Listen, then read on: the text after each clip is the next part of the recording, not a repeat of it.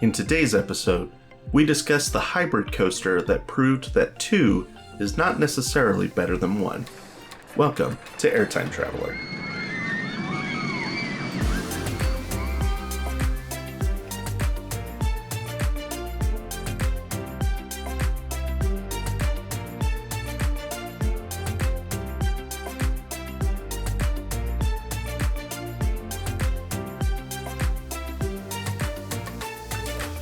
Hi everyone, welcome to the Roller Coaster History Podcast. You are listening to Airtime Traveler. My name is Nathan Grace, and I'm joined by my wife and lovely co-host. Hey, I'm Haley Grace.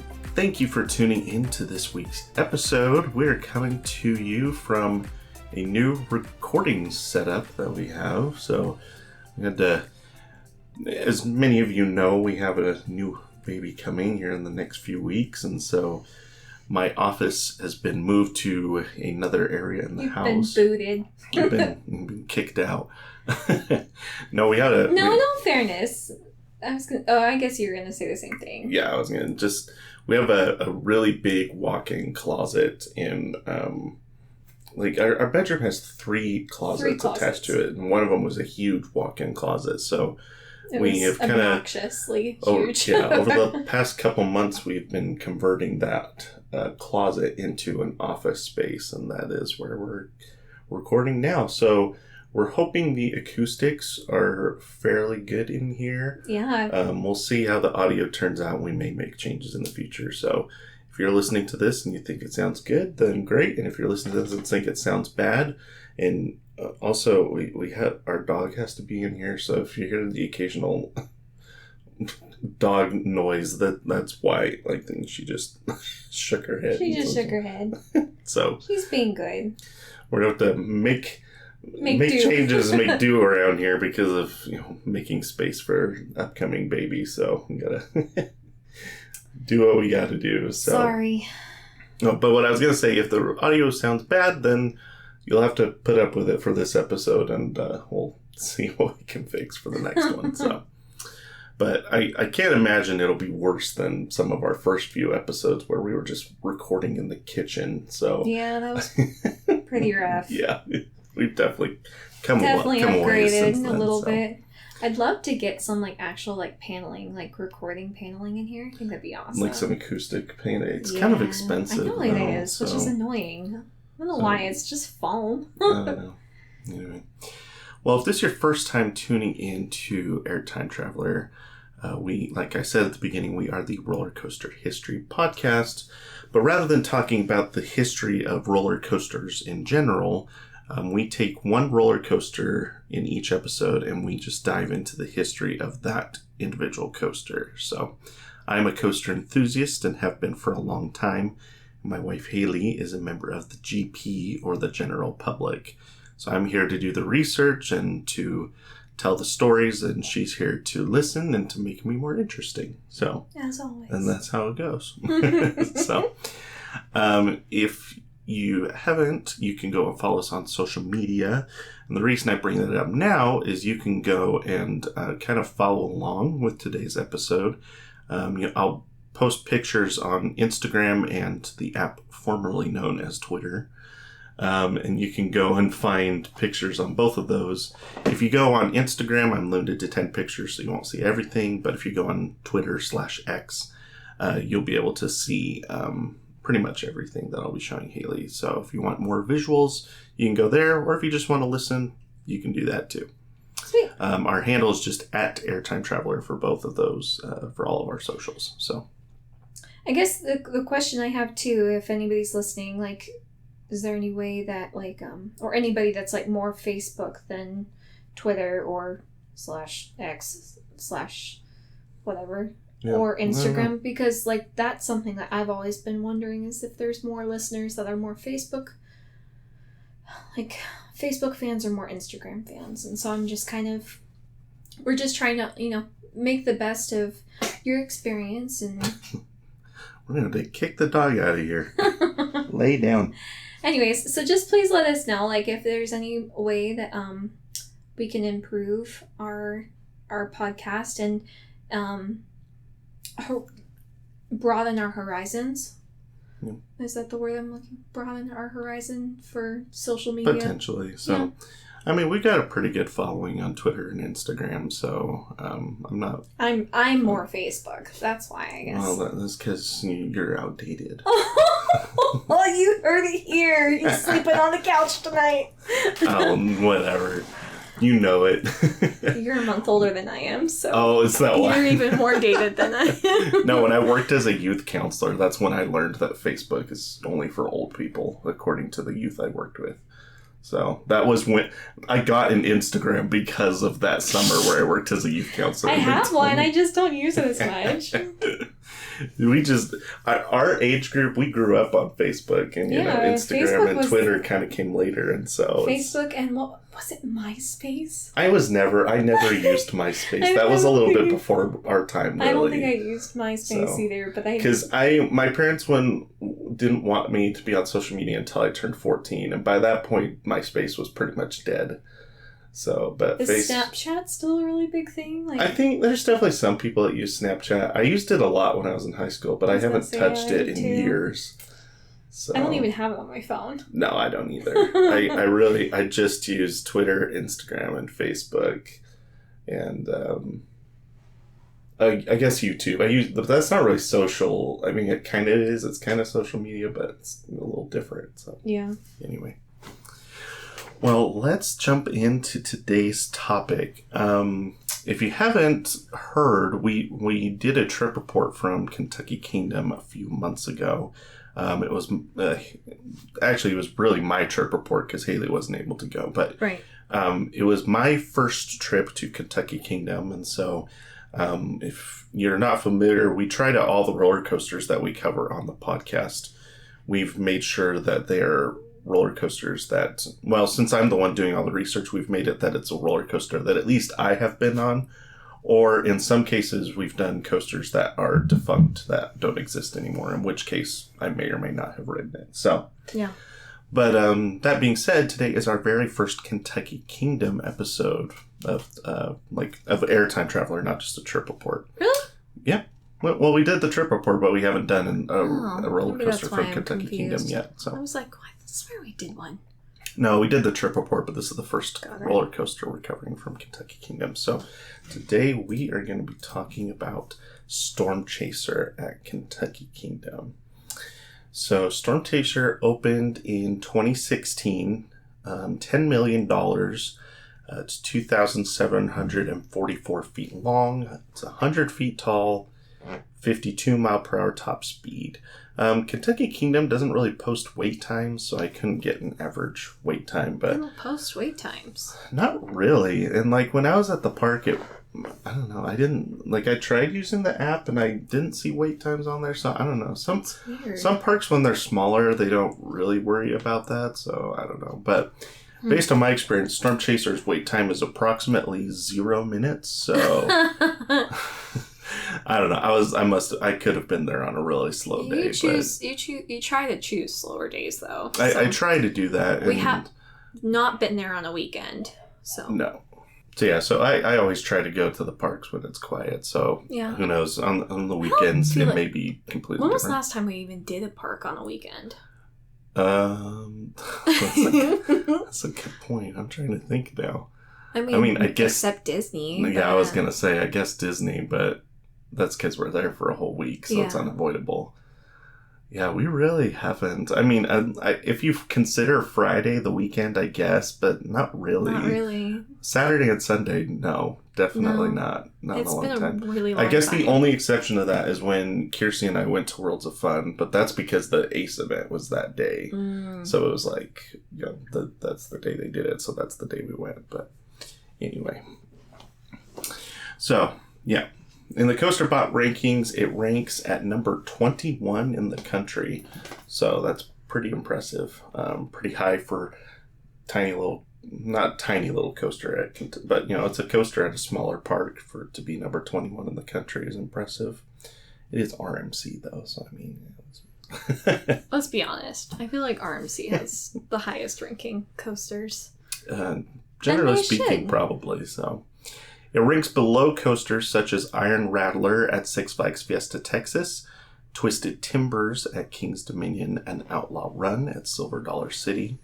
It ranks above coasters such as Goliath at Six Flags Great America, New Texas Giant at Six Flags Over Texas, and Twisted Cyclone at Six Flags Over Georgia. Those are all RMC coasters we're comparing there. So it ranks first out of the 5 roller coasters at Kentucky Kingdom.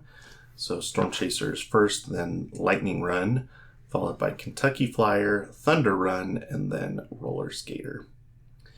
Review of the name. One of the things that Kentucky Kingdom has kind of focused all of their roller coasters is, well, not all of them, but they've named 3 of their coasters after like storm and weather related things. So they opened Thunder Run back in the 90s, and then in 2014 they opened Lightning Run up at the front of the park. That's a steel coaster. And then, you know, a few years later they opened Storm Chaser. So they kind of have this theme of like weather related roller coaster names. So their most recent coaster they named Kentucky Flyer, so that's a little different. But anyway, so I think it's a good name. I like the name, and it fits with like the logo. The logo is very nice. It's very catchy. Very catchy. Very eye catching is what I meant to say. So yeah, I think it's a good logo. I think it I don't know, it stands out. So review of the paint scheme and the trains. I do like the nice red paint scheme on the rails. I think it looks really nice. I didn't notice this when I was looking at these, and I don't know why this is, but there's a different logo on the purple train versus the blue train. Is one an older train than the other one? I mean, it's not that old of a coaster, so I assume that both of them open together. Like, the logos aren't that different, but they are different, so... Yeah. I don't know. And, I don't know. This one over here looks like it almost might be photoshopped. I don't know. It's very strange. I'd have to go back through my pictures, because I know I've got pictures in my phone of both of the trains, so I don't know. Maybe one of these is photoshopped, and that's why it looks this way, but it's very strange. At the very least, I know that the logo on the purple train here does not match the logo that's outside of the ride. So it's almost like they had 2 different logos for the ride as they were kind of putting things together. So, but I do like the trains. I don't. Oh, you don't like do you not like the yellow on the side of the trains? No, or it clashes. Which part? I just feel the yellow on the side clashes, or it's just a very uncoordinated color scheme. I feel like purple, blue, and red and yellow. I don't know. It just clashes to me. I don't like it. Interesting. I can see where you're coming from. Like, it doesn't bother me, but I can see how it would bother some people. So, you know. As like, I don't know, someone that's taken a couple different art classes in high school, like, we learned about, like, you know, color coordination and what pleases the eye, and it's just not. It doesn't match up. I'm sorry. Like, it just clashes to me. Are the trains by themselves fine, but they just clash with the red track? Maybe. Like, because if it was just purple and yellow, or blue and yellow. Yeah, but like the fact that it's all 4... Purple, yellow, blue and red. Yeah, that just bothers me. Interesting. A lot, actually. It does. I mean, obviously it's not going to affect the ride experience. Right. But it just bothers me that that's what they chose. Yeah, that's funny. Like, if it were me, like, I don't know, I would stick to the whole logo, which is the red, the black, the yellow, and maybe even throw in, like, an orange or... Yeah. But the fact that, I don't know, it bugs me. Okay, it just bugs me. Well, here's the park's description of the ride. See, I like that. That coordinates great. The logo. Yeah, right. Yeah. I don't. Yeah. It's gonna bug me. It's gonna bug me the rest of the episode. 100 feet tall at its highest point, Storm Chaser is the first coaster in America to feature a barrel roll drop from a 10-story lift hill. And don't get us started on the 78-degree angle of that drop. That's nearly perpendicular, and that's just the beginning. Riders will then be treated... Perpendicular again. Perpendicular. Riders will then be treated to a stall dive, tip-out corner, airtime hills, a twisted airtime drop, a corkscrew. It's truly a new breed of coaster that's nothing like a traditional Woody. Okay, it's definitely one of the most unique number one ride descriptions we've had. Yes, I will agree with that. But I also think it's so funny that you had to like prepare yourself to get into character. I do that every time. I don't know why you don't get used to this. Pause. I've never noticed the pause effect that you've had, like where you pause and you're like. I always clear my throat out. I always do that. And then I go back. It's just like you even like had like a longer pause this time. You're like. I don't know. I just the funny thing about the nothing like a traditional Woody. The funny thing, like the description makes it sound like it's still a wooden coaster, but it's not. Like I don't know. It's just a very strange. I don't know. The description's kind of strange to me. So I don't know. That's nearly perpendicular. Perpendicular. And the way they... I don't know. You're such a goofball. Well, why wouldn't you just say vertical? Perpendicular is a better... Should we start calling perpendicular drops now? That's instead of vertical drop. Could you imagine... It's a beyond perpendicular drop. Could you imagine other like enthusiasts like standing next to us and they're like, perpendicular. This is very strange. Customer reviews. Now, there weren't any customer reviews on Google. I don't know why. I couldn't find any. So I had to pull from a few different sites here. But here's 4.5 stars. It says, don't get me wrong. I love this ride. Out of my week credit count of 40, it came in at number 4, which seems high on the surface, but that means it's barely in my top 10% of coasters. I thought this would be my number 1 or 2. It was definitely overhyped for me. I've heard that it runs on different wheels depending on the year, but I don't know, it just wasn't it. The airtime was strong floater at best, and I expect to be flying through the double up, but felt like I was riding down the drop on Woodstock Express, just slow and disappointing. So, I don't know, it's kind of strange to me. Like, I feel this thing to me had like some of the strongest airtime I've ever experienced on a coaster, really? Which is, I mean, that's pretty typical for RMCs. You know, they typically have pretty strong ejector airtime moments. Even compared to the other RMCs, you feel like it was still stronger? I would say Twisted Timbers takes the cake as far as how intense the airtime was. The triple camelback on the front half of Twisted Timbers, seriously, is unreal. It's still like number 1. Like, it's so good. It's so awesome. We'll talk about Twisted Timbers a little bit during today's episode. Ooh, just a bit at the very end. But yeah, I don't know. It's kind of strange to say the airtime was strong floater at best. But anyway. Here's another 4.5 star. RMC does it again with another great coaster. I like the unique twisting of the first drop. After that, there are lots of twists and turns that keep the fun going. I didn't like the ending with the abrupt turn. Otherwise, this is a smooth coaster that packs a lot of punch. So I will say that depending on how fast you're going, there is just like at the very end of the ride, there's an unbanked turn to take you into the brake run. Mm. So if the coaster's really going fast, I could see how that turn would be kind of uncomfortable.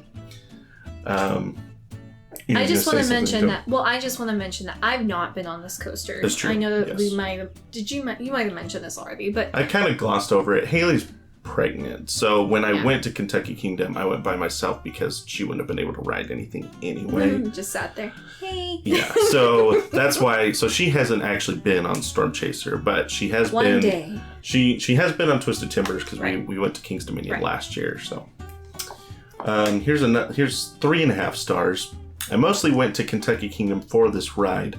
I left with it not being my favorite ride in the park by quite a margin.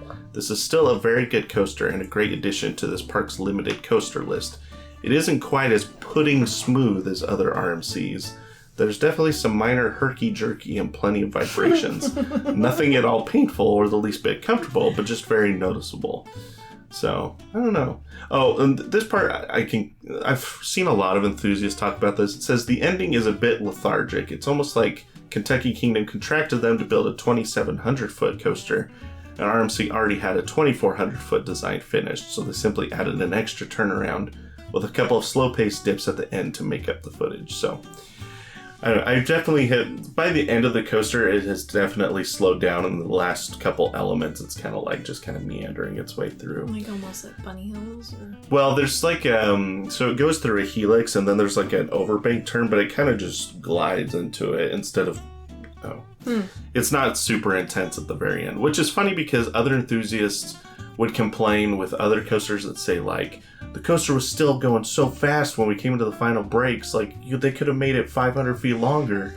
And then when they do make it 500 feet longer, people are like, oh, but it was so sluggish at the end. So boring. Yeah, so it's like you can't have your cake and eat it at the same time. Like you gotta, you're either flying into the final breaks and you should have used up, made it longer, or, it gets slow towards the end of the ride. That's how physics works. Like a contest on like an enthusiast built coaster. Like just an enthusiast designed coaster. Yeah. I have thought about that and I know that other enthusiasts, because like last year, was it last year? There's a, it's kind of a video game, but also kind of a program used for coaster design. It's called Roller Coaster Tycoon? No, that's old. That's like early 2000s. No Limits 2 is what it's called, and it's kind of used for coaster design, but also like you can just buy it as like a video game. So, enthusiasts use it, but also like coaster designers will use it. And cool. Yeah, it's kind of cool. And they have contests occasionally, and I know they recently did an RMC, like you basically designed an RMC coaster. And I know that RMC actually helped in picking the winners, I think, if I remember correctly. That's cool. So if I was RMC, I would definitely be looking at those for inspiration for different things, right? So so I do wonder if there is some of that happens, that some of the manufacturers may look at some of these just to get inspiration for different things. But obviously they're not just going to copy and say, hey, that's my idea now. But they might...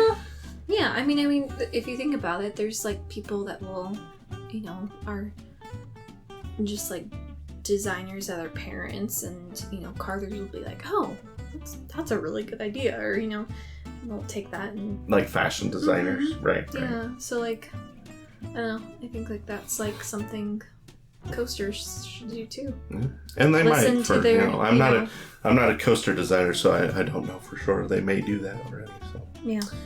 Let's see. We'll do 2 more here. This one's 5 stars. Went on a dead day and rode Storm Chaser 20 times in a row with its amazing airtime, but those RMC restraints gave me tons of bruises on my legs. Okay, if you're gonna ride anything for 20 times in a row, you're gonna get bruises. Not anything, but if you ride an RMC 20 times in a row, definitely. This is really, because like I mentioned at the beginning of the episode, that when I said like the wait time is 0 minutes, this is what I'm saying. Like, there are so many people in like these reviews and stuff that said like, oh, I rode it 20 times, or 15 times, or rode it 25 times.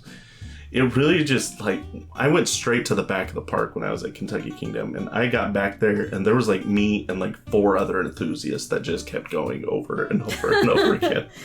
So I don't know how dream come true. So I don't know how common that is. I don't know if because it is at the back of the park where you kind of have to make your way all the way back there to get to it. So last one here. This one's 3.5 stars. I was surprised at how unsmooth this coaster is given RMC's reputation. In both front and back, it felt fairly headbangy, and the layout to me seemed so-so. So far, my least favorite RMC.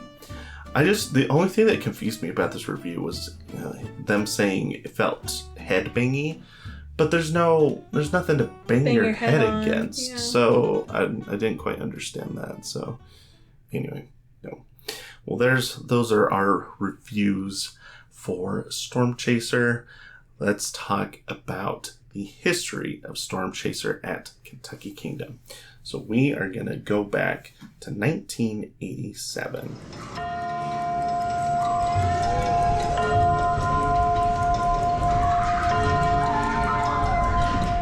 All right. So 10 years before, where we're going to start talking in 1977, the Kentucky State Fair Board announced plans to build a permanent theme park on the state fairgrounds. We've talked a little bit about the kind of how the park is situated, in our trip report. But essentially, if you don't know this, where Kentucky Kingdom is, the park used to be where the state fairgrounds were. And then, as I just mentioned, the State Fair Board announced to put a permanent theme park in that spot.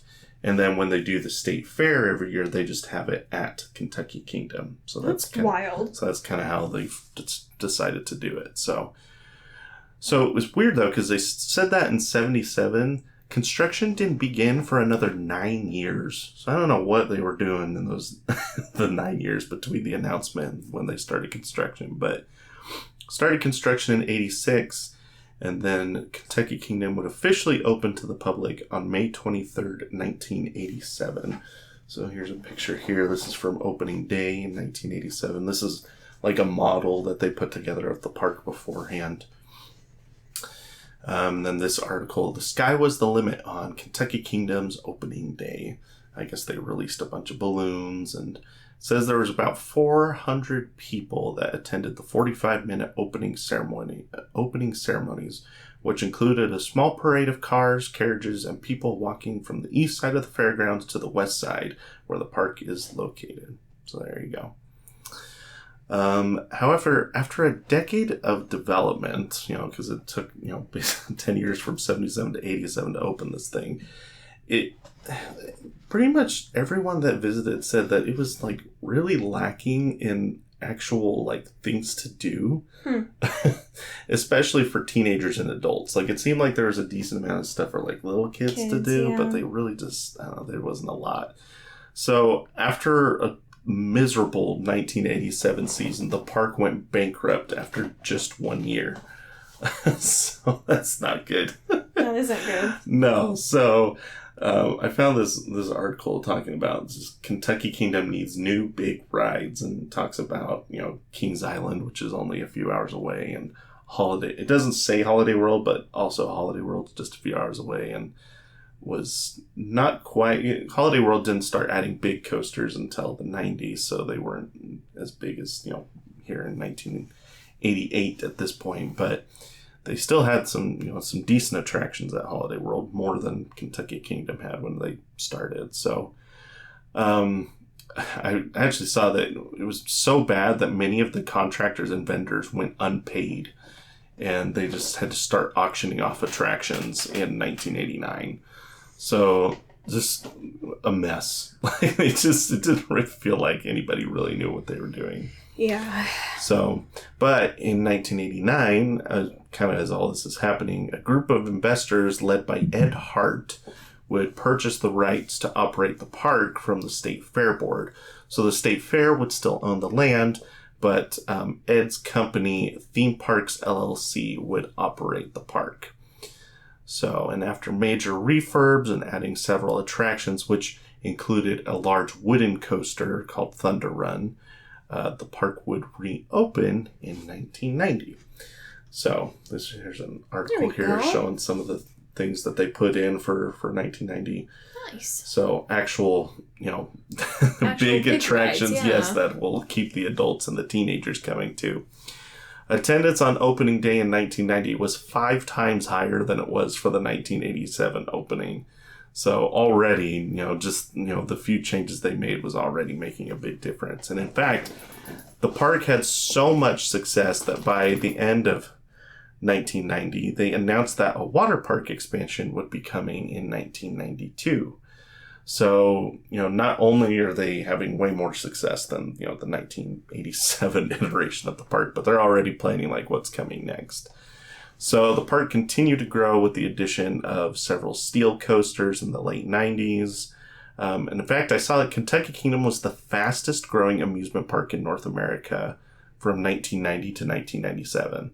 So they had about 130,000 people come in 1990, all the way up to 1.2 million people in 1997.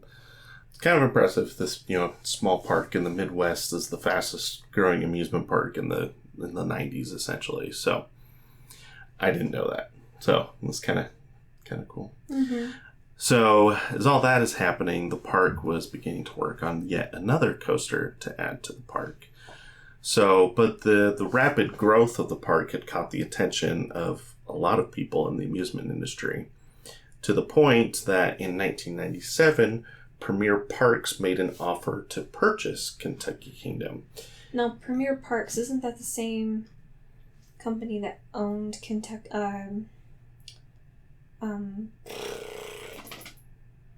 What's it called? I don't know what you're... No? Okay, never mind. Just continue. So on September 26, 1997, it was announced that Premier Parks had purchased Kentucky Kingdom for $64 million. So as part of this agreement, Premier Parks had agreed to continue adding major attractions until at least the end of the 1999 season. So that being said, the park had already been in the process of working on this roller coaster. So just a few weeks after the announcement, Premier announced that a new $5 million dueling wooden coaster named Double Trouble would be coming to the park for the 1998 season. And like I said, that's the same coaster that was already under development before the purchase happened. But now, Premier Parks basically just took that and is now running with it. So, here's the announcement here: Kentucky Kingdom to add coasters, and then it talks about it'll be adding a pair of crisscrossing roller coasters and other improvements for the season beginning in the spring of 1998. In the Double Trouble attraction, separate coasters Lola and Stella will run on separate tracks, but will cross paths 4 times. They named them? They did. Well, they kind of had nicknames. Like, it wasn't like... I don't know that Lola it was like and on the... Stella. Lola and Stella was the name of the 2 tracks. So interesting. At some point during the development, they actually changed the name of the ride from Double Trouble to Twisted Sisters. So, which actually fits the Stella and Lola names better. Like, the idea being that they're, sister coasters, I suppose. So, yes, yeah. So the coaster was an 80-foot tall dueling wooden coaster from CCI, which CCI had been doing lots of stuff in the 90s. They had just done The Raven a couple years before this. They had also done Ghost Rider at Knott's Berry Farm. So they've been doing lots of big projects at this point. This is around the same time that GCI had just started, because they built Wildcat in 96. So, I don't know, Premier Parks, or I guess this was before Premier Parks. So at some point, Kentucky Kingdom had made the decision to go with CCI for, this big wooden coaster that they wanted. Each track was 3,000 feet long, and they were separate tracks. Some dueling coasters, it's like one track, but it's all... Right. They're like it's all connected. Right. So this is 2 separate tracks. So it was technically 2 different coasters. Okay. Top speed of 55 miles per hour. And it was considered the world's first dueling coaster, where racing coasters had been popular for 100 years at this point. And this is not the the tornado one. This is... Yes and no. I'm so confused. We'll get there. You know me. You know how impatient I am. He's like, I gotta know. I know. I gotta know, man. So Twisted Sisters would be 2 separate tracks that would occupy the same plot of land, but rather than racing side by side, the tracks would twist in and out of each other with near misses and flybys. So it was less about racing as it was that, each track was slightly different, but there would be moments where you would fly past each other. And then I think there would... No, I actually don't think there was any moments where you were side by side racing. I think it was literally whenever you crossed paths, you were going in opposite directions. So kind of different from a racing aspect. And this was really the first coaster to kind of to feature that kind of layout. So as such, the tagline for the coaster was "Face your fears head on," as in, because you're coming head on at the other train as it flies by. So kind of interesting. It's like playing chicken. Yeah.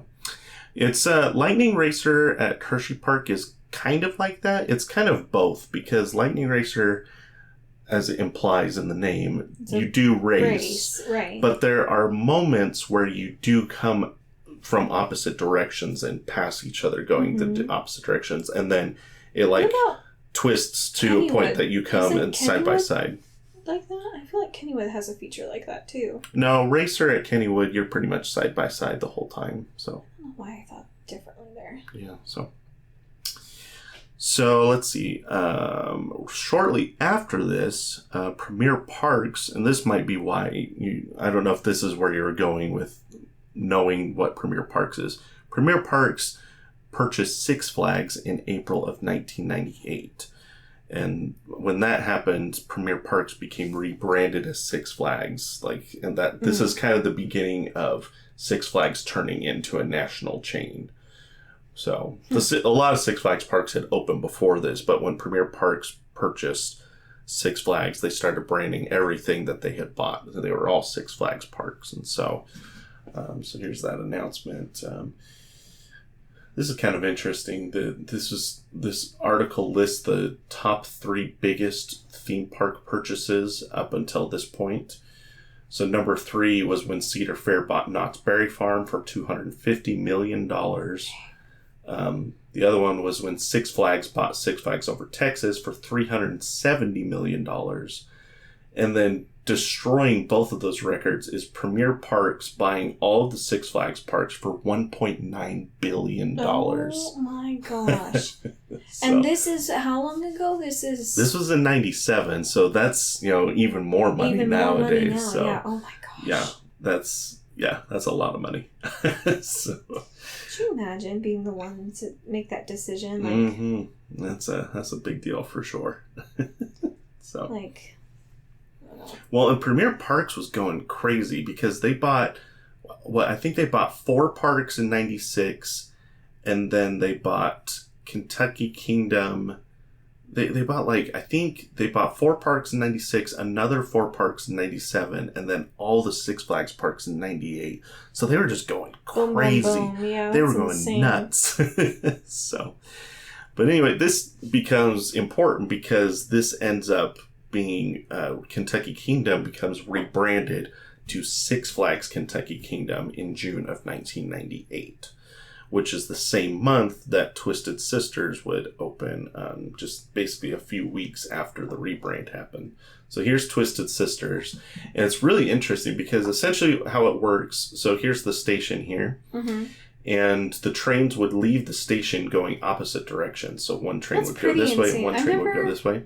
Is there anything else like that? Something like that? I mean, there have been some. I'm trying to think if there's any that are currently operating that are like that. Because from my understanding, Gwazi at Busch Gardens Tampa was that way, but that one's also been RMC'd. So, anyway. So the trains would leave opposite directions. You can see here's one lift hill here, and the other one here. So you would pass by each other again as you went up the lift hill. And then this train would make a right turn, this train would make a left turn, and then you would pass each other again as you went down the first drop. You would pass at the bottom of the drop. And then one train kind of goes this direction throughout the layout, and the other one comes out this way and goes this way through the layout, and you'd pass by each other a couple other times. Anyway, very different concept, very, very unique. So here's the sign, Twisted Sisters, face your fears head on. So it's kind of an overhead view. This is the view from outside of the park. So very interesting. So coaster was really well received among the GP and enthusiasts. Many riders, based on some of the articles I saw, agreed that Stella, the green side, was superior to Lola, the pink side. Poor Lola. Poor Lola. I don't know why. I mean, they seem fairly similar, so I'm not exactly sure. I mean, I don't know. It's kind of strange that there's that much of a difference for people to have an opinion on that. But here's a park map from 1999. So you can see the park entrance is here, up in the top right of this map. And then you have to actually cross this. We've talked about this before, how you have to cross this bridge to go across the road to get to the other side of the park. Twisted Sisters was all the way back here at the very back of the park. No, I keep saying Twisted Timbers in my head, but it's Twisted Sisters. Twisted Sisters, not Twisted Timbers. Blah, blah, blah. So, despite how popular it was among people that went to the park, though, coaster never really received national recognition. It never ranked in the top 50 wooden coasters in the GTAs. So it's kind of strange why, I don't know why it didn't really get the attention for the Golden Ticket Awards, because the Raven was 7 miles per hour slower and 200 feet shorter and ranked number 2 in 99. Rampage was 1 mile per hour faster, 500 feet longer, and ranked number 3. And both of those were CCI coasters just like this one. So I don't know, it's very strange. I obviously haven't been on Twisted Sister, so I can't tell you why personally, but it's just very strange. So anyway, maybe it just missed the cut, who knows. So, but the coaster operated as normal as Six Flags continued to pump money into the park throughout the late 90s and early 2000s. In 2002, the coaster would run into an unusual turn of events. This is something that has never happened to any of the coasters we've talked about so far. Okay. So in 2002... I'm kind of curious. Apparently, I mean, the coaster had been operating for several years, so I don't know why it took this long for this to happen. But somehow, heavy metal band Twisted Sister must have gotten word that there was a coaster with a very similar name. So here's Twisted Sister. I was gonna say, isn't this a band? So yeah, it is a band. So I don't I don't know how. First of all, I don't know how the park didn't think about this, because I don't know when did. Okay, this is something I should have done the research on this beforehand. Hold on one second. When did Twister Sister form? So they formed in 1972. I feel like they were big in the 80s though. They are big in the 80s. Total. When 80s hair band. When did We're Not Gonna Take It come out? We're Not Gonna Take It was from 1984. So that's when they were really big. So clearly, by this point, Twisted Sister was a very popular and well-established band. So yeah. I don't know why nobody at the park thought about this or thought to not... I don't know. It's just... Anyway, so the band threatened to sue the park over the name. So rather than get into this whole legal complication, the park was just like, okay, we will rename the coaster. Let's not get into the weeds with this. So in 2002, the coaster was renamed Twisted Twins, which, that's fine. I think that's not as good as Twisted Sisters, but, you do what you gotta do, I suppose. So here's the sign before and after the change. So there you go. So let's see. The coaster continued to operate throughout the 2000s as the park opened other rides, including another coaster, Greased Lightning, in 2003. 2000. Very 80s. What, Greased Lightning? No, the whole thing. Like just all of it. Twisted Sisters and Greased Lightning. They're just someone at the park. Wrong? Someone at the park was just reliving the glory days in the early 2000s. That's funny. I'm not the only one that sees this, right? Like. That's fair. That's fair. The only thing I will say is Greased Lightning was actually a name for another coaster at a different Six Flags park. So I don't know. Maybe that name did come from the 80s and then they just decided to reuse the name for the... Six Flags is notorious for reusing coaster names across the chain. So that's always been a thing for Six Flags. So even... We still have to do our coaster conversations episode about all the August announcements. One of the biggest coaster they announced is D23. A coaster. I mean, we could touch on D23 too, but I mean, the biggest coaster that Six Flags announced last week or 2 weeks ago, anyway, whenever the announcement was, has the same name as a coaster at another Six Flags park. I'm like, they're very creative. So creative. So uninspired, but anyway. So 2007, this is where things start to go very, very wrong for Six Flags Kentucky Kingdom. Hence the reason it is no longer Six Flags Kentucky Kingdom. So, in 2007, there was a ride at the park, a drop tower called Superman Tower of Power. And there was a significant accident that occurred on the ride during 2007. So the park was already under significant scrutiny about, and having all these legal things that they were going through. So, and this was at a time where Six Flags was already not doing well financially. We talked about in our Dominator episode that they had already sold off Geauga Lake by this point, or what it was known as Six Flags Worlds of Adventure at that point. And so they had already sold that off to Cedar Fair in 2005, 2006, I think somewhere in there. And that was an effort to get more cash flow into the company because they were just struggling financially. Right. So that's all happening at the same time as this. So in 2008, Tower of Power would be removed amidst a lawsuit with the family of a girl who was injured on the ride during the accident the year before. So, not good. Well, as all this was happening, the Six Flags also made the decision to close the entire northwest section of the park in an effort to cut costs. So, this affected several flat rides, but the big ride that had affected was actually Twisted Twins, which was closed for the entirety of the 2008 season.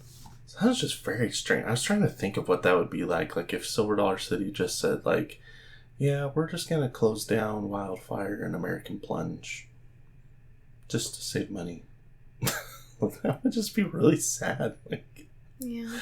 I don't know. So, anyway, it's closed for the entire 2008 season. 2009 season starts and the whole section of the park remained closed. As it turns out, Six Flags had actually sent Twisted Twins trains to Six Flags St. Louis to be used for spare parts on the Boss, which was another CCI coaster in the chain. So this is Twisted Twins on this side. Here's the Boss over here. They almost look identical. So they do look very similar. So makes sense why they would send it there for parts. So anyway, so trains aren't even at Kentucky Kingdom. No. They're over in Six Flags St. Louis now. So okay. Well, and as all this is happening in June of 2009, Six Flags officially filed for Chapter 11 bankruptcy. It says filed its U.S. bankruptcy court in Wilmington, Delaware, with listed assets of $3 billion and debt of $2.4 billion. That is crazy. That's a lot of money. That is so much debt. And we could have a whole episode talking about how, the Six Flags bankruptcy in 2009 even happened. But there's just so many dumb decisions. But yeah. So, in September 2009, Kentucky Kingdom announced that their stand-up coaster Chang would be removed for the 2010 season. And this seems to have been Six Flags anticipating what was coming next. Because as part of the bankruptcy restructure, it required Six Flags to renegotiate its terms with the Kentucky State Fair Board in regards to Six Flags Kentucky Kingdom. So, essentially, they couldn't pay their lease. That's what it came down to. They had to file bankruptcy, which means they couldn't pay their lease. So, Six Flags offered the Fair Board to share profits from the park in exchange for forgoing the remaining 9 years of rent on the current lease. So, essentially, they're saying, if you let us get off without having to pay the lease anymore, or pay rent, essentially, then we will give you a percentage of the profits from the park. That was their offer. Okay? What kind of percentage are we talking about? I don't know the exact number, so who knows if it was a fair number or if Six Flags was just trying to cut a deal, and I don't know. But the offer was rejected by the Fair Board, who said they were still open to further negotiating, but Six Flags just decided to walk away. Interesting. And so in February of 2010, Six Flags announced that Six Flags Kentucky Kingdom would not reopen. And I won't get too much into the legal jargon. There's a whole you can dive into all the details of, how they sorted things out. But to dumb this down, the Fair Board and Six Flags ultimately had to settle who owned what, like a couple getting a divorce. Oh my gosh. Like, okay, this ride's yours. Well, this one was here before you bought the park. Well, we put this much money into this one. Like, just so complicated.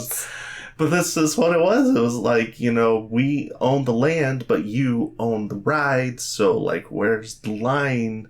That's so complicated. That's pretty wild. Yeah, and so it's like this whole thing of like, the amusement industry has all these different aspects we talk about, right? It's the design aspect, and it's also the business aspect, and there's the legal aspect and HR. There's all these things because at the end of the day, these are businesses, right? That have to run just like any other business, and so when, two businesses have to part ways, they have to, figure out what is what and who owns what and all that. And what a mess. Figures. Like, could you imagine being in the courtroom and them fighting over this stuff? Like, I mean, it probably wasn't in the courtroom, but it is funny to think of it that way. And it's like, we'd like to call Twisted Twins to the stand. It is just kind of, when I was reading it, I was like, this really just does remind me of like a divorced couple, like shared custody over this. Yes, exactly. Like, it's like, who gets custody of it? It's so crazy, so crazy. So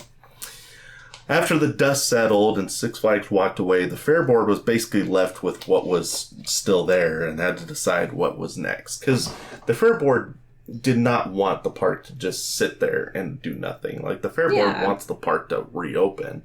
But Six Flags basically was just like, yeah, we've had enough, and just walked away. So this is where Ed Hart comes back into the picture. He's like here to save the park again, which is really funny. This park keeps closing, which is very sad. But then Ed Hart keeps coming back to save it again. So. Now remind me who Ed Hart is. He was the one that bought the park in 1989 when it failed the first time. The first time, yeah. So now he's back to save it again. So in their rears. Yep. In May of 2010, he partnered with the Fair Board in an effort to raise money for the reopening. But after 16 months of fundraising, the Fair Board announced essentially that they had given up reopening the park by themselves. So that's sad. But this is interesting. I did not know this until I was doing the research for this. But in January of 2012, Holiday World began discussions with the Fair Board about purchasing the park. Oh, that would have been cool. And negotiations went so far that in February of 2012, the Fair Board announced that Holiday World would be reopening Kentucky Kingdom as Bluegrass Boardwalk. Interesting. And it was planned to open on May 11th, 2013. So, like, this was a whole thing. Like, there was an announcement. I mean, there's a logo and everything. Like, this was the plan. It was going to reopen. That's pretty crazy. Under the ownership of Holiday World and the Cook family. It was going to have free parking and free drinks and stuff, just like Holiday World does. That'd be awesome. So this was the whole plan. It was going to be Holiday World's second gate, right? I wish Holiday World would buy another park. I think they would really be successful there. It was kind of interesting. So plans for the reopening included the demolition of T2 and Twisted Twins, as both of the rides had fallen into disrepair in the interim. And it is true, like, look at these. So these pictures are from, I actually didn't make a note of the date on this. It must be like 2010, 2012, somewhere in there. This is pictures of the park post-closure.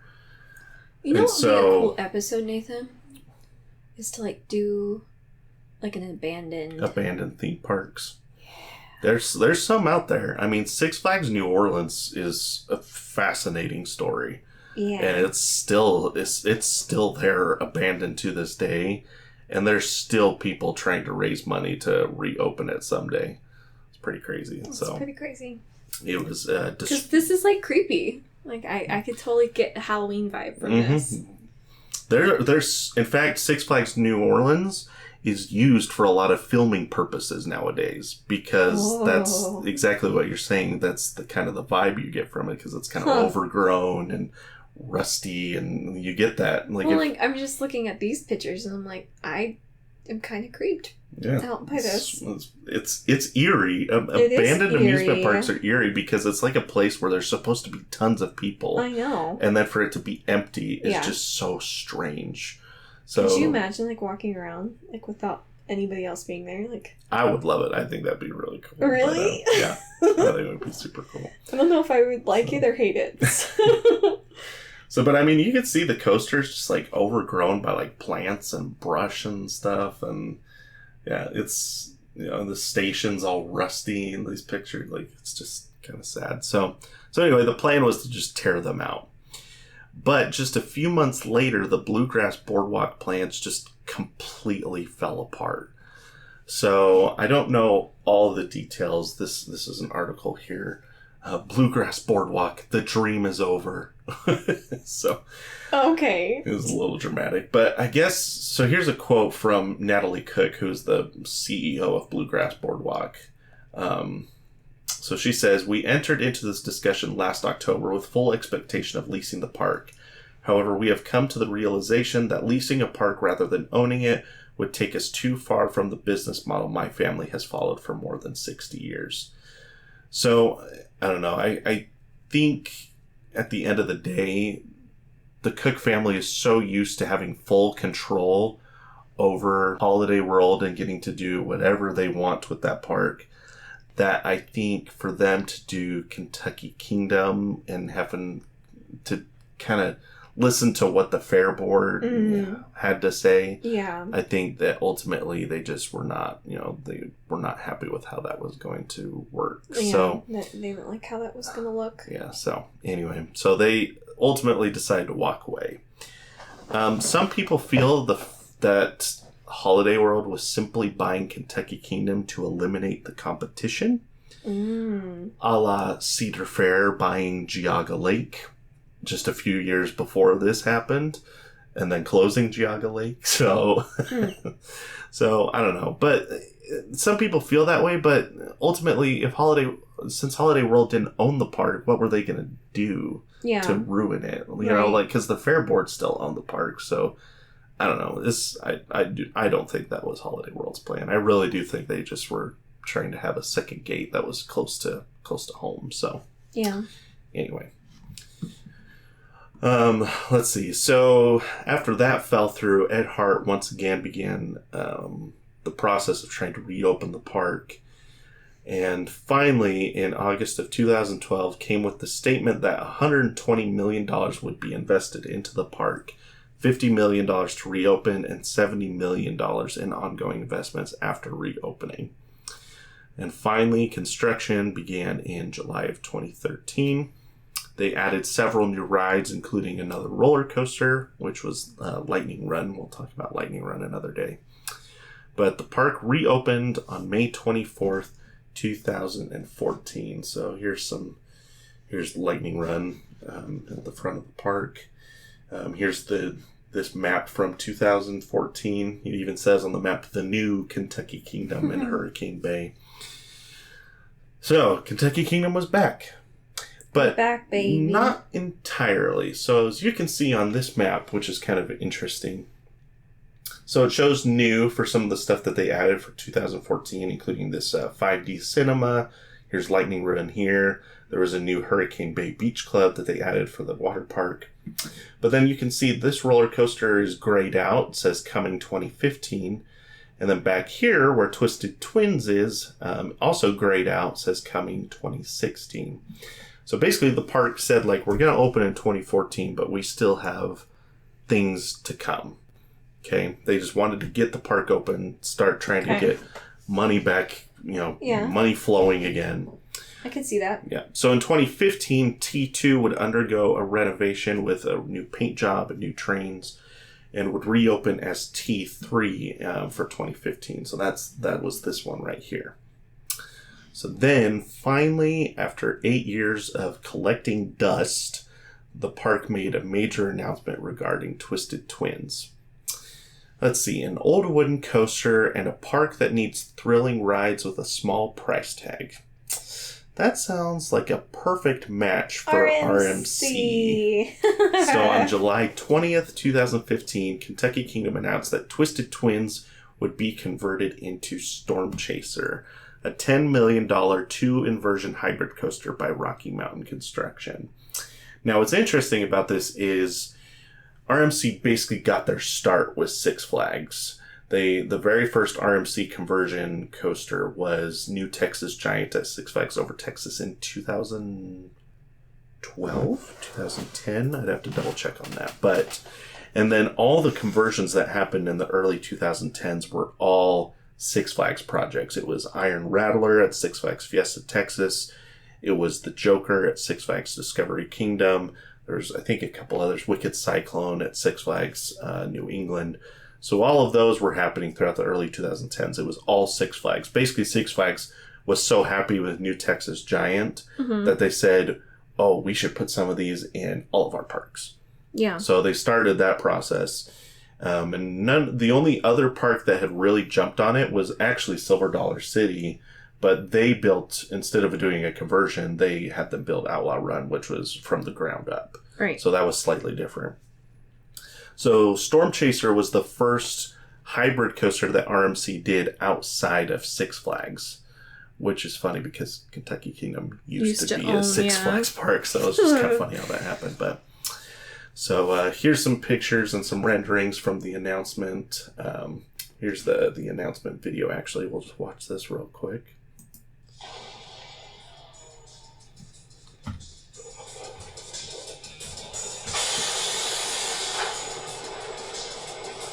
I will say this, I'll turn this down a little bit. This render that they do is low, like, I don't know what they did this render in, because it kind of looks like this kind of looks like Roller Coaster Tycoon. I'm not gonna lie, like, the quality is not great for 2016, or 2015, I guess. Like, even some of these supports are, like, clipping through the track a little bit, like, I don't know, it's not very high quality, so I don't know exactly what they did this render in, but so anyway, it just kind of goes through the whole layout, just kind of showing the it does look like fun. I'm jealous. It is a very fun ride, so just have more credits than me. I'm gonna catch up. You'll catch up? Yeah. I don't think you'll catch up, because I don't see you going to parks without me. I guess if you go to Holiday World in Kentucky Kingdom, though, you'll catch up in a sense that you'll get credits that I had already gotten previously. So yeah. So I guess that is one way you can catch up. So, or like Carowinds, Knott's Berry Farm. Yeah. So there you go. There's their announcement video. The standout element on Storm Chaser would be the barrel roll down drop. What does this remind you of?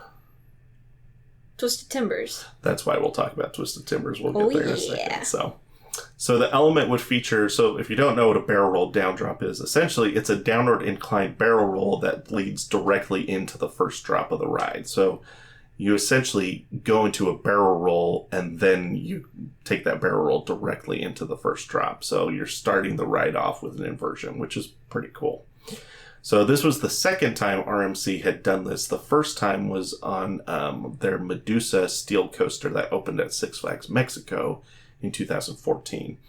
So just prior to designing this one. So this was the first time it would be done. So it said, like in that announcement video, it said America's first barrel roll down drop. So, which is true. Just, I mean, I guess...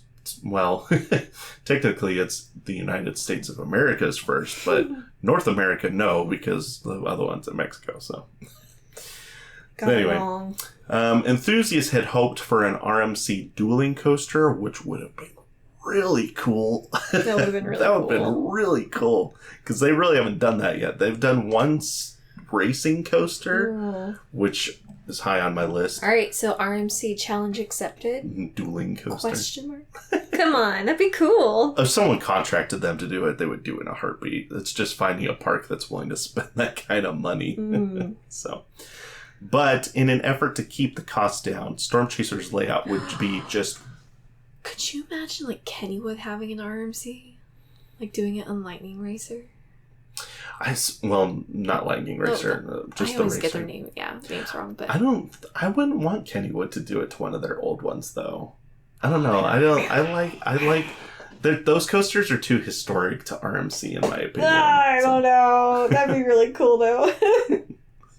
So in an effort to keep costs down, they decided Storm Chaser's layout would be one coaster that mostly utilized the Lola side of the track.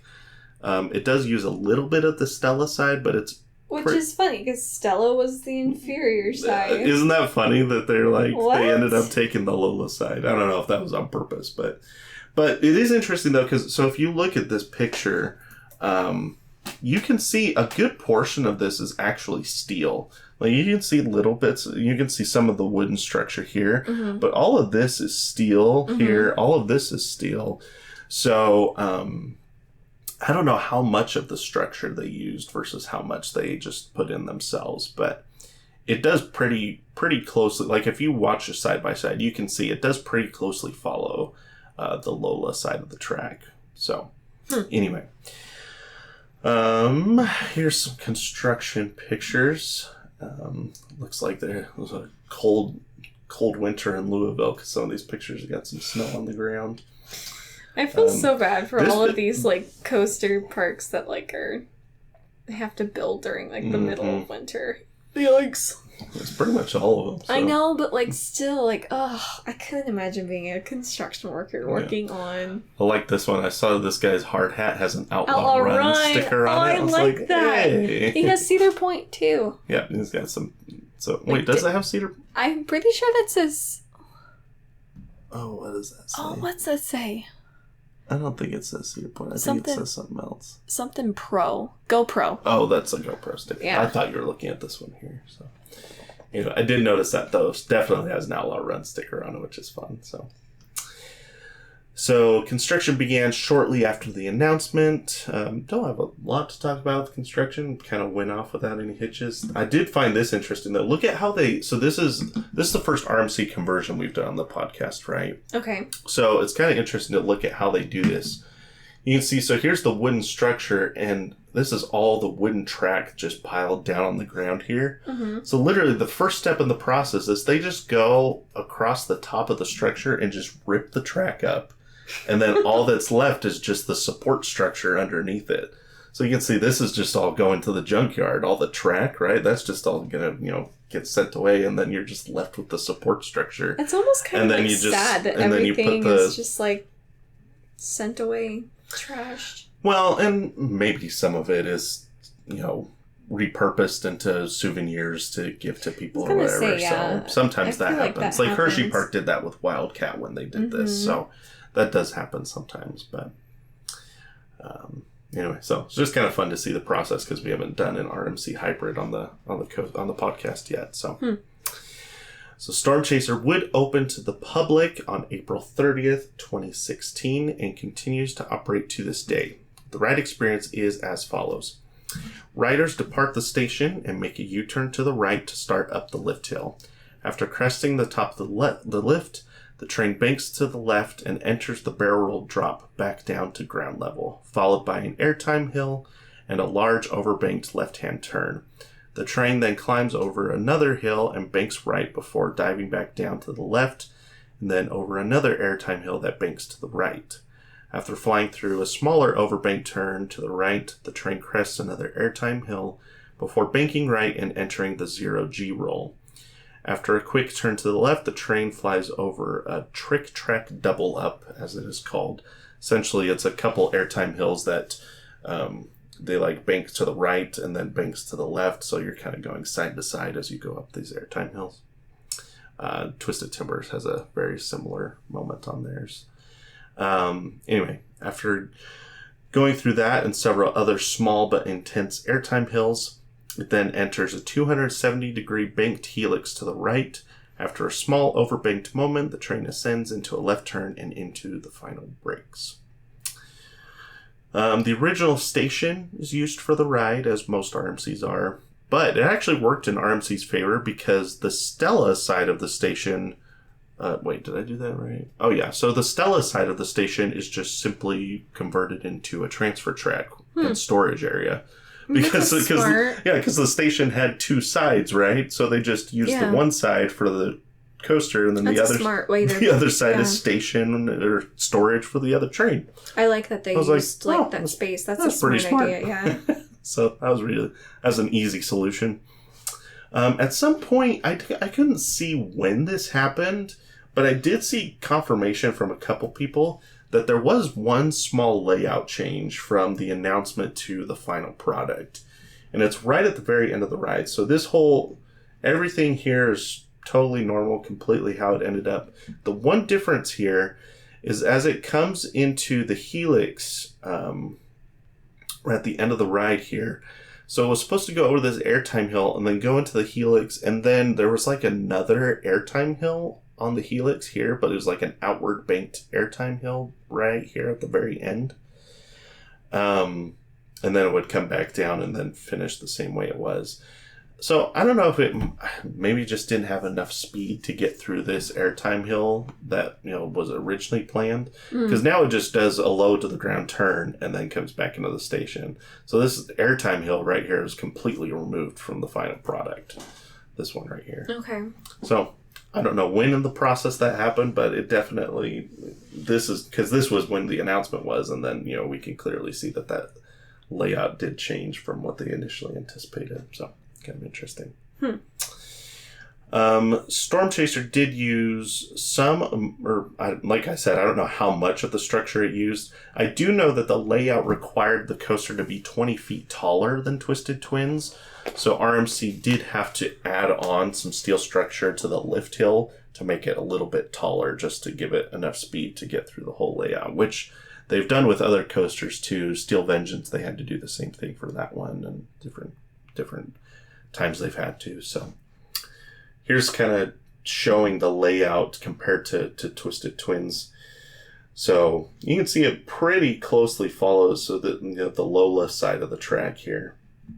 This one right here is Stella here, and then like this helix right here, this turn right here, that's the Stella side of the track. So you can see how that one wasn't used as much. But anyway. The coaster was a huge success, as with all other RMCs. Enthusiasts love it, as did the general public. The coaster, along with other investments that the park was putting in for the 2016 season, brought in an additional 200,000 guests to the park that year, which was a 33% increase in attendance year over year. So that's a big deal. That's a huge attendance increase for a park that's trying to come back from the dead. Absolutely. That makes a big difference. So I feel like, maybe it's just me getting tired or something, but I could see a coming back from the dead party and having a Halloween special or something. I don't know. They could do that. I think they try to forget that that's what happens in the park. Nothing happened. We're fine. We're fine. In the 2016 Golden Ticket Awards, Storm Chaser would nearly win the award for Best New Coaster, but would get edged out by another RMC coaster, Lightning Rod at Dollywood. Which, I don't know how this is pretty hard to top. I've not been on either of them because I've been pregnant for both trips, which is dumb. But those are both coasters that I had a chance to ride this year, so it's kind of funny. But I've only got a few more weeks, and then I'm hopping on all the coasters with you again. There you go. So I'm so excited. So finished second to Lightning Rod, but it did beat out Mako at SeaWorld Orlando, Valraven at Cedar Point, and Switchback at ZDT's. So Storm Chaser would finish as the number 28 best steel coaster in the world.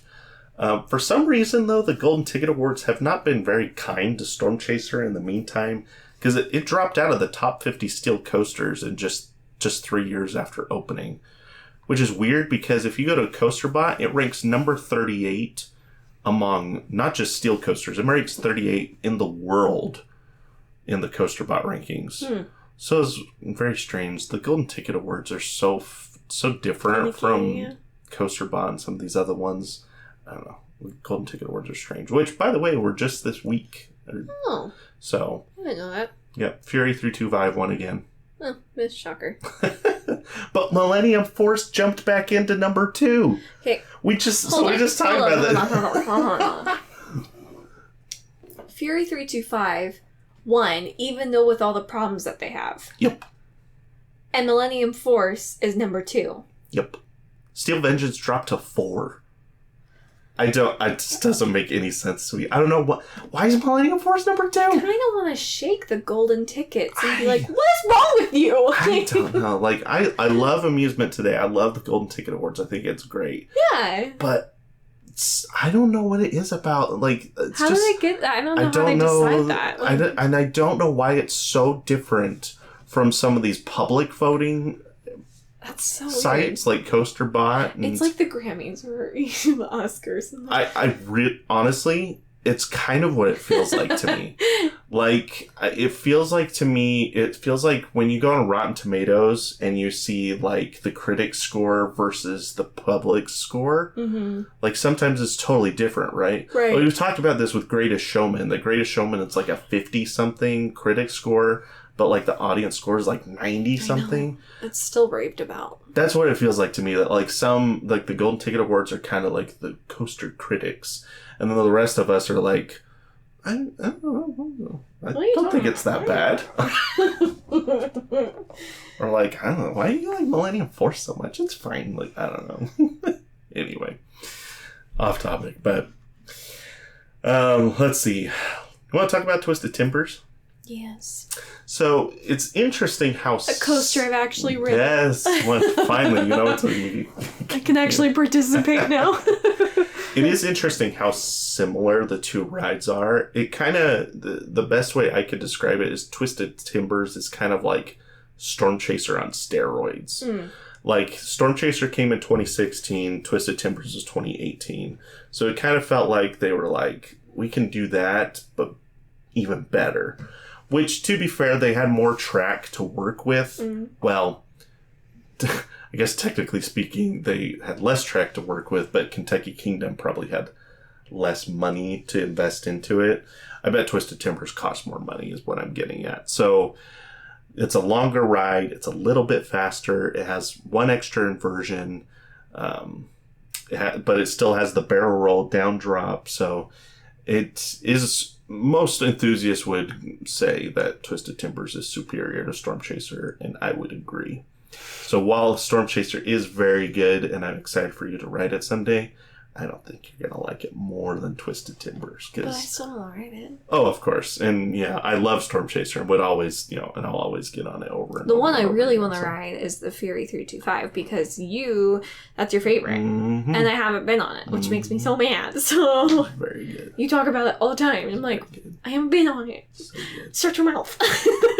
Until I ride it, you can't talk about it anymore. So. Well, and that's pretty much it. Storm Chaser, it's not very old, so there's not like a whole lot of history to talk about in the 7 years that it's been open. But it's still fun to talk about. You get a little bit of history of Twisted Sisters / Twisted Twins, and so dumb. Yeah, we'll talk more about the how when we do a lightning run episode, which I'm probably going to do next season. So keep an eye out for that because. The story of how Kentucky Kingdom was built, closed, opened again, closed again, and opened again is just a fascinating story. And it's more closely tied to Lightning Run because Lightning Run basically was the coaster that opened with the park when it was revived for 2014. So when we do Lightning Run, I'm going to talk more about the history of like how the park came back and all the different things that happened in the interim. So we'll talk more about that in the future, but, yeah, that is the history of Storm Chaser at Kentucky Kingdom. Yay! High five. Air five. Or high five. Actually, that's a lame high five. Okay, this is almost so much energy this pregnant woman can take at 12 o'clock at night, so... Yes. Yeah. Let's just say our toddler has made this episode recording a lot later than we anticipated. The toddler, the dog, our soon-to-be baby, like All the things. All the things are kind of crazy tonight. So we As apologize. you know, some of you know, this episode came out a few days later than it was supposed to because of all these things happening. And I got sick, and our toddler got sick, and yeah, it's been a hot mess. Yeah, and the baby's coming very soon, so we need to get some more episodes recorded to get ahead of schedule, so that we don't have to record in the hospital. Oh my gosh, could you imagine? No, that's not gonna... That's not my birth plan. Welcome to the Roller Coaster History Podcast, coming to you live from the delivery room. I would kill you. I would be like, I'm not participating in this. Go do it with your sister or something. Like... Oh my gosh, that's funny. No, it's not. It's funny because you know I would never do that. So yeah, you're right. Because I wouldn't let you. So. Well, thank you for tuning into this episode of Airtime Traveler. If you like that episode, be sure to let us know. You can leave a rating on Spotify if that's where you're listening. You can scroll up to if you're on mobile, you just scroll up to the top and you'll see a little spot that you can leave us a 5-star rating. That really helps people find the podcast in the future. So if you could do that, we really appreciate it. You can go and follow us on our socials. As we mentioned at the top of the show, we're on Instagram and Twitter /X. I refuse to just call it X, and most news companies agree with me. So, Okay. Like every time I read an article, it just says X, also formerly known as Twitter. So, you can follow us on those. Our handle is @Airtime Traveler for any of our socials. And you can, we're not just talking about the podcast, we're also having conversations about other things going on in the industry. So be sure to go and check those out. And I think that's all we got for today's episode. We do have a Coaster Conversations episode coming soon about all of the announcements that happened in August. And also there is a lagoon trip report coming. We just, like I said, things have been crazy with people getting sick and working on this new office space that we're recording in and the nursery. It's crazy right now, but we're making the time to put together this content for you because we do appreciate all of you that tune into the podcast and spend your time listening to us talk about coaster history. We really appreciate it. So, well, thank you for tuning in to this episode, and we will see you in the next one.